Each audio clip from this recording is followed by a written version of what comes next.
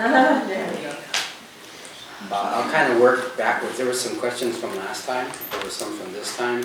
And I'll go through the ones who probably need the least amount of explanation to those who need the most. Last time and again this time, someone asked about high school. Now that we're merged with Hawken, are we still going to advise in high school? The short answer is we've never advised on high school, and so we will continue not advising on high school. And this was our policy, and still is, although we we agreed to the merger with Hawken for a lot of good reasons, and I can explain those, why we feel that's an excellent continuation of Birchwood, but I can come to that. What we tell parents regarding high school, we've set up Birchwood. When we started the school, we kind of aligned ourselves with Hawken, Catholic Brown, Laurel, University School, and some of the good public schools like Shaker Heights, some of the programs in Lakewood, and we just asked around, what do superb 9th grade students look like? What do they look like in math? What do they look like in English? What do they look like across the board in science? Their skills, their knowledge base, and then we work backwards. And that informed a lot of, okay, so if you want to be there when they graduate in the 8th grade, where do we start in 1st grade and 2nd grade and 3rd grade and 4th grade? Our continuum. So that when you leave, it's a little bit, I like to say it's a Birchwood promise, that if kids go through the program as is, they will be a Birchwood graduate, which means they're going to do superior work. And that's even for students who are not, brilliant. We've got a whole range. So what we have the kids do here, all across the board, is to do just that. They will end up with fabulous, hopefully fabulous, achievement ethics, achievement attitudes. In other words, school isn't second place. First is fun. I mean, fun is first in everybody's heart, but we know we got to get stuff done. So with kids, it's the same way. We never tell them they can't have all the fun they want to have, but we do teach them how to manage that between your pleasure and what you have to get done, just like any adult. But they would have excellent work habits, and they would be very well educated, so that whatever class they went into, they would be prepared. So then, I'll often tell parents, so where you go to high school is less important than who is going to high school. And you've read stories about kids who get stuck in poor schools, but they just say, by golly, I'm going to make it out of here. It's rare, but it happens. But the attitude's right, the work ethic is right, even if the quality of school you're going to isn't that great, which very seldom is the case with our kids, you're still going to do okay. Okay, so that background, then what do we expect of parents? This is and there's a range. If you, aside from the first couple of grades, because there you're doing lots of coaching, just sit there, honey, we'll get this done. 20 minutes a week. You're mostly managing just this habit of their home is also a place you learn. We set time aside. Progress is kind of secondary, academic progress. It's just cultivating that habit. And it does have a lot of impact, even if you don't see academically that there's a big progress due to homework or study skills and things like that. It's the routine that builds a habit that by the time they get to the 3rd grade and then the 4th grade, they know how to sit down and focus. It's amazing what time and repetition will do. So then 3rd grade on up, all we really ask of parents is take a look at their homework notebook every night and take a look at the work. Is it quality? Is it done? That's number 1. And number 2, is it quality? 5, 10 minutes. This is terrible. You can't turn that into Mr. Debelak, or you can't turn that into Mr. Sproul. Do this one over again. Because we don't expect parents to be teachers. That's our job. That's our job to provide an outstanding academic opportunities. But when it comes to those habits of getting stuff done, it's got to come from home. And that's the part where we have to be on our part, we have to be very careful about having the kids list what they do, which they don't always do. We're in the middle working with two of our students. They would write in their homework notebook. I mean, no one would know what their homework was, including them when they got home. And so they were getting into academic trouble. They weren't getting their stuff done, their performance was faltering, they were falling behind. So we said, Mom and Dad, you gotta come in, we gotta talk about this. And so here we were all frustrated. They were frustrated because that homework notebook was pathetic. So I wrote to them, I said, it's your job for them to get the homework done. And they said, but we look at that book and we don't know what to figure out. Can you do something online? Can you show us the assignments online? Which I told them we made that policy a long time ago. We wouldn't do that because then the kids don't learn the habits. You just go online. So, so I have those couple of boys come to me every day after school. They have to lay out their homework notebook. And I said, what does that mean? They said, well, study. Okay, what do you mean study? How are you going to study? Well, Mrs. Zen gave us some worksheets to fill out. Where are they? Oh, I don't think I got mine. So what were you going to do? Study. Okay, so you can see right away there was the problem. So it's our job to make sure that they're getting worthwhile work and worthwhile classes. And in this case, Mom and Dad were stuck with bad communication. So we got all over them. Every day they're writing much more, a smaller font in their homework notebook to get all the information down when it says study or when it says page 84 and 85. Like in math, 84 and 85, they got 20 problems. They'll kind of somewhat do them in their head or on a scrap piece of paper and all you get is an answer. Half of them are wrong. You have no way to check it. So it's automatic in math. You show every step of your work. And they hate that. So now, the moms and dads of these two kids can say, well, it's at page 180 and 181, you have to do tonight. There's 14 problems, where are they? Here's my answers. No, it says here you've got to show every step. So, okay, Mom and Dad have been all over them and their work has been superb. And I'm thrilled to death because, we don't get any satisfaction out of seeing kids not grow. And finding these little avenues of escaping responsibility, and therefore they end up escaping progress academically, then what are we doing here? I mean, our promise is these kids are going to turn out well if you'll do what we tell you to do. And these two weren't, so we got on top of that, then the parents got on top of that. And so I told both of them, I said, okay, now you're on the way to be a Birchwood grad. Oh, you should have just seen her. They got that Cheshire smile.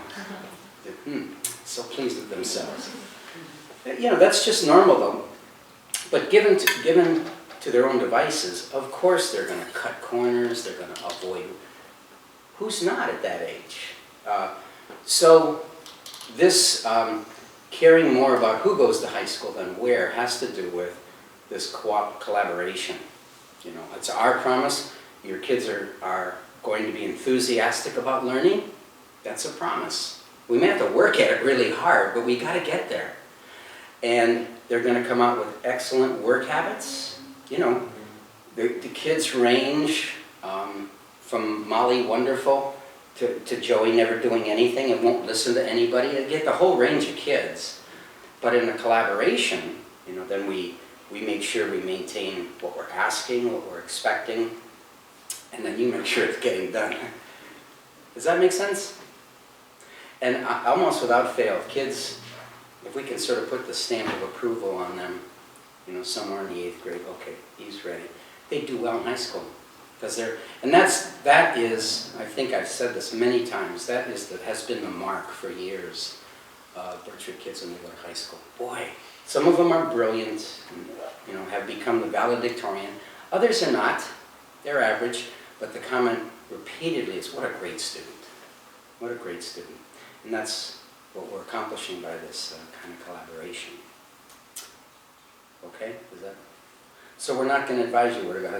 No, actually we will. We think Hawken's a great choice. We wouldn't have made that decision otherwise. We're Hawken school right now, right? Yeah, I can't get the language right. We are Hawken. We have merged, so. But we've always been sounding boards, if you need a sounding board. Yeah, or talk through it, because the kids have different needs too. And even though, you know, we're merged with Hawken, and we will, maybe that's even a good session for a parent committee meeting, is just, you know, why Hawken? What do they offer, you know, the high school, to be informative. April 28th. Yeah. But I'm going to stick with that, with the parent thing, because there was another really good question, and I'll connect that to the whole signature program thing. Let's see if I find that. Oh, can students spend time preparing for next year's science fair and history day during the summer? I'm taking that's from someone, children in 5th grade or above. So let me just say a little thing, probably starting with the writing and math competitions at an early grade. We chose these signature programs: future problem solving, history day, math competitions, writing competitions, junior grade books, poetry show, to give children an opportunity to go deep and broad and in each of those subjects, and enjoy them for what they are. For example, history day. History day is long-term research. But what happens is they research just like a real historian.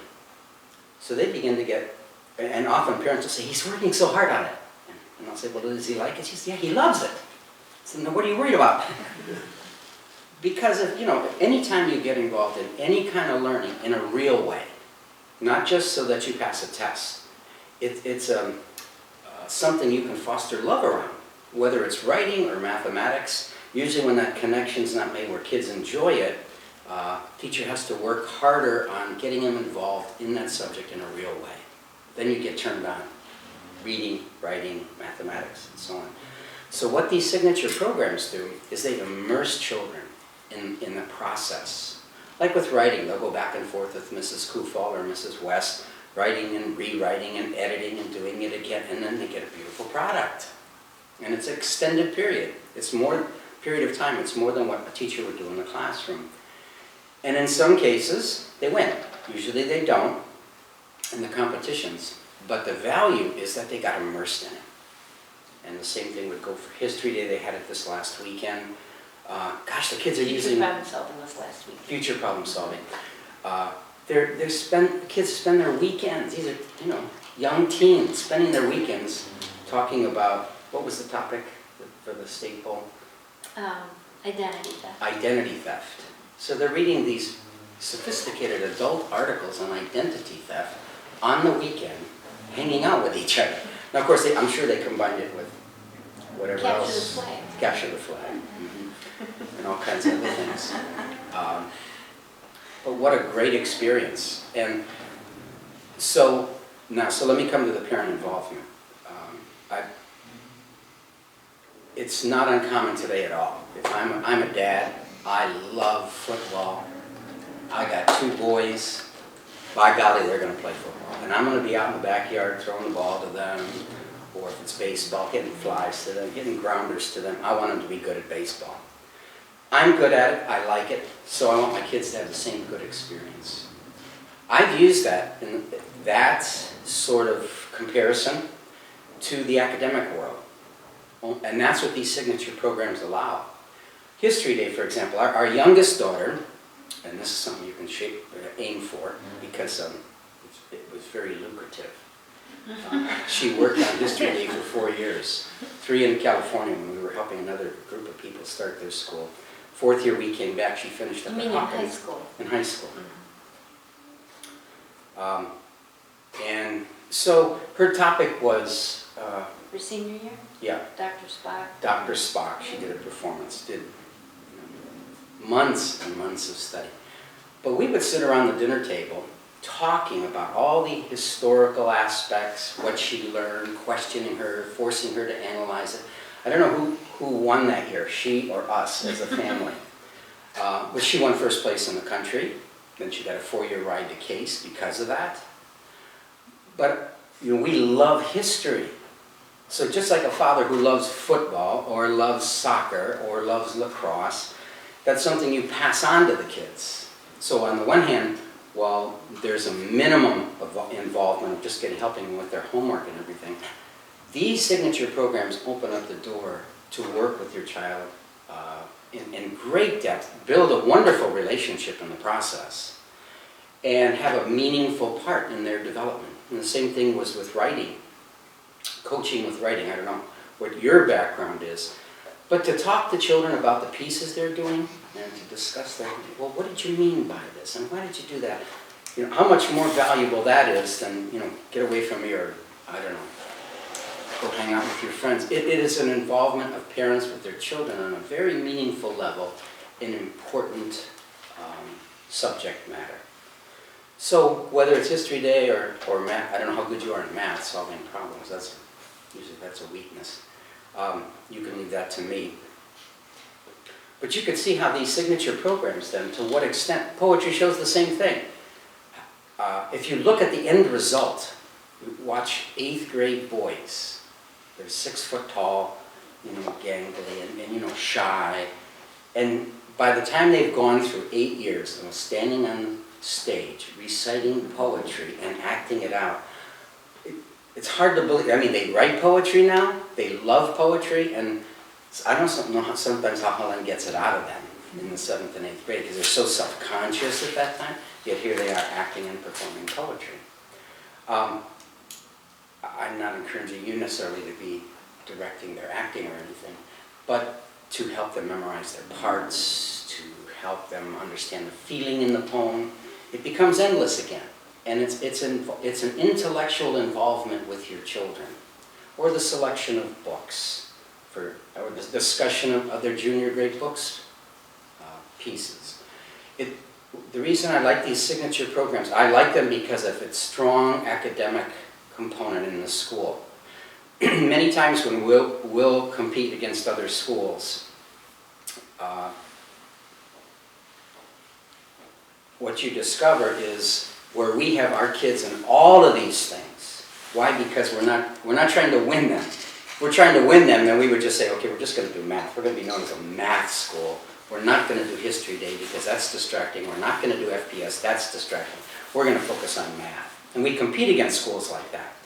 So the kids get a little bit frustrated because they're doing so many other things where other kids are investing their time. But the amount of time that they spend just enriches their view of what is education and what I can get out of an education. But a secondary benefit is this relationship. And it probably doesn't even enter most people's minds to engage with their children in academics the same way you'd engage with your children in the athletic world or in the music world. You know, you've got to drive your kid to lessons and sit there with them when they're practicing or they get out of the work they're supposed to do. It opens up a great venue of cultivating your child's talent and also being connected to them. Summarize it? He was going to explain signature programs last time, but I took the whole time talking about future problem solving. So. Okay. Then someone also asked a question about how important are the Iowa tests in the big picture? Are they to be used more as a measure of where a child is in their mastery of a subject? Or are they important as a measure of entering a quality high school? We just use it as one of many pieces to know the kids. You know, to sort of detect where children are at, that is one piece. You know, I've got a batch of children in 5th grade. When we started the school year in August, kind of mediocre, 4 or 5 of them kind of mediocre math students. Not that interested, and I present them, we're going to do some real challenging stuff. And then, do we have to? And I thought, okay, well, we're not ready for that one. I'll have to pause that a little bit. But I went back to their Iowa scores, of the whole class, but these in particular, 5 of them, were 95 and above in math. So you know, latent is some math ability, and I've got to get to that. But it's just a piece of informing them. On other cases, you get a boy or girl takes the Iowa test, and they're just disinterested. So that they fill in the bubble, they do. They don't want to fill in the bubble, they don't. They don't want to think about the problems, they will. They don't want to think about the problems, they won't. So you get their score back and you're thinking, you just ruined the class average. You just paid attention. But then you're working with them, so you could interpret that, average student, not that strong. But when you're working with them, then you discover they get these answers. We were just talking about one student in the oversight meeting, and none of the teachers at that point took this person as a gifted student. Because they're sloppy, never turns things on time. When they're done, they're not done well. Wise guy, talking all the time and kind of said disruption. And so then, but I posed some questions. I said, have you ever gotten answers from him that just made you think, whoa, I said, that's an indication something's under there to pay attention to. Or have you ever seen their form of leadership in a class? Well, all of a sudden kids can recognize that person knows something. So in trying to detect what it is children are capable of, there's a lot of aspects, and the Iowa Test of Basic Skills is a part of that.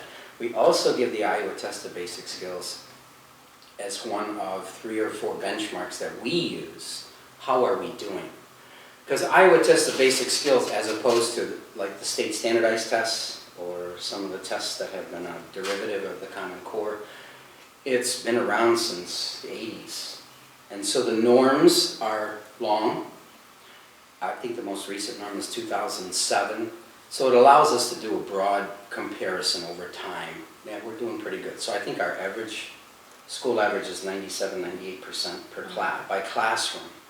So that tells us, again, it's just one indicator.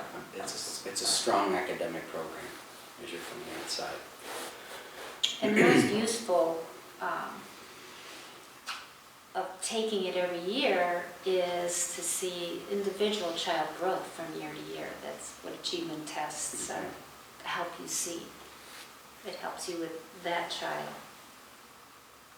Do we get the results of those or no? Uh-huh. We do? I still have mine from when I was a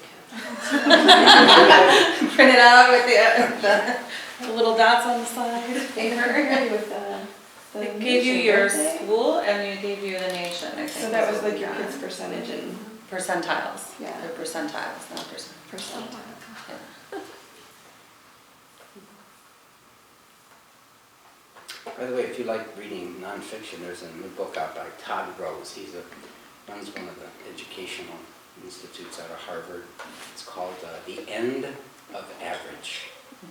And he cites research about 150, 200 years where this idea of standardization came from. There's some efforts to sort of put a label on what's the average. And then you build up from that.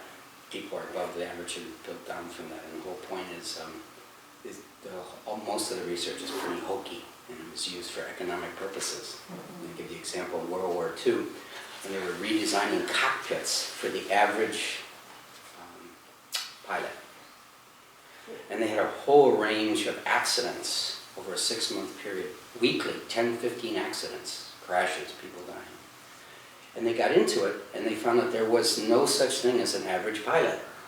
They had figured for shoulder length and height and length of legs. There was no average. It was just that was an aggregate of all the numbers. But eventually it didn't meet anybody's need and caused plane crashes. Anyway, he starts out the book with that. But it's fascinating because it goes to this point of knowing the kids as opposed to saying my son's above average, below average. There's just too many components that go on. And plus, children emerge at different times. Maybe you've had these concerns, but often parents will make appointments with us and say, he's a first grader and he's having this problem and that problem. Almost universally, unless it's really dramatic, our answer will be, so. Now he's still got the problem when he's 11. Okay, we'll sit down and talk about it. But it's just so hard to impose, this is the way 3rd graders act, this is the way 2nd graders act. So you got to know and pay attention to a lot of components. And again, that's the strength of homeschool collaboration. I think I genuinely saw relief about a year ago. Some father embarrassed about his son's behavior in school pulled me aside and he says, "No, I know my son's very bright, and he's in the right place, but he seems so scattered. He can't get things done. His papers are a mess. No matter what we say to him, he doesn't listen. He's getting in trouble for talking." When he was all done, I said, "Well, okay, that sounds about average." He says, "You mean you've seen other kids like this?" "Oh no, yours is the only bad one we've ever seen." There's so much happens during that time, and again, that's why the collaboration is so helpful, because you find out maybe we have a perception, you're seeing something different, or you have a perception and we see something different, plus our experience over all this time with kids. And it's not high stakes testing in terms of getting into high school. Good point. The schools want to see the report card and any test results we have, but they also have teacher recommendations, several of them, and they also know that these are children in a emerging stage. So everything has its perspective, and admissions offices understand that too. If they've got an attitude for growing, and somehow when they leave here in 8th grade they're just on a continuum of getting there, you can see it, but it's just hasn't like, they're not getting straight A's yet, but they're working and they're growing and they're a solid kid going in the right direction. They're not looking for the 95th percentile Iowa scores and straight A's. It's not like getting into Harvard. It's just what I said.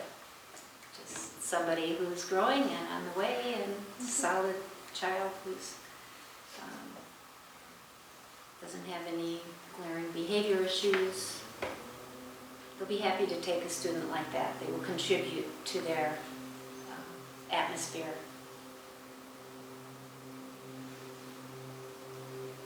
I love this time of year because I watch the 8th graders come into my room, and you'll notice he grew. Yeah. Oh, something happened. And you'll watch them down the hall, and oh, there he is. He's different. Yeah. They'll get a different haircut, or they'll just walk in the room. Hello, welcome. Okay. And it's just nice to see there's a growth. Yeah. Something happens. And it usually is spring of 7th and 8th grade. You see something happen. Yeah. So I try to tell them, oh, something happened this weekend, huh? So that pretty much ties up all the questions that there were. More specifically on that science fair and history day, can you work over the summer? Yes. And if you wanted to sit down with a teacher and say, well, on what? How can we prepare? Because some of the children, like I just saw Angela's presentation. Christy sent it to me, and Jessica Moore for her history thing. It's phenomenal. What a great hobby. So if kids wanted to do stuff over the summer to get ready for History Day or read up on FPS, then the teachers are happy to sit down on what they can do. You block out a few hours during the week and head to the library and have a discussion over a Coke. You're just feeding something. School is not a thing I do come in the fall. It's learning is something I'm engaged with. That would really go a long way with the kids. And again, when almost, I wouldn't say exclusively, but on these high-level competitions, when they go to the state and then the national level, you're competing with some really, really sharp kids. So that kind of involvement of parents is almost essential in some cases. But that's more in 7th or 8th grade. Yeah. I just wanted to say, I think being in the environment and seeing the upper kids, what their upper class people doing, because Deanna will say to me, it's almost like, how they think about their Halloween costume. I'm going to be this. And Deanna will tell me months in advance, like sort of contemplating what. But lately he's been saying, when I get to do engineering in History Day, or in Science Fair, like he's anticipating, and Yeah. maybe it won't be the one he sticks with, but his mind is always thinking about, when I get to do the thing that the upper grades are doing, he's kind of coming up with ideas that's that good. come and go. Yeah. But I think so they get really influenced by seeing what the other students are doing and getting excited about their opportunity to do it later.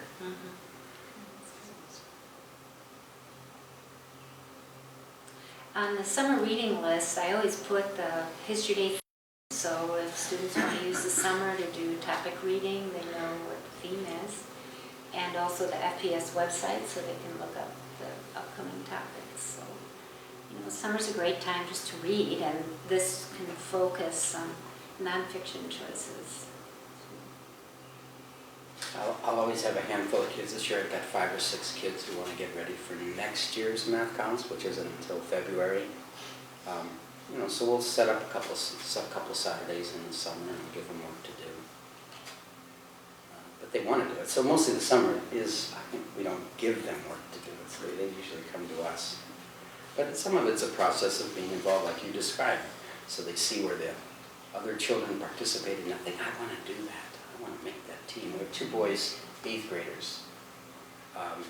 They're mediocre problem solvers, but they came to every Saturday session, they came to every Thursday after school session. They said, I'm going to make the team this year. And they did. Oh, they were so excited. They're not far enough where they would go beyond the Cleveland State chapter level, but they were so proud of themselves. And I thought to myself, well, that's what a great aspiration to have when you're that old, as opposed to so many other things that probably are not as productive.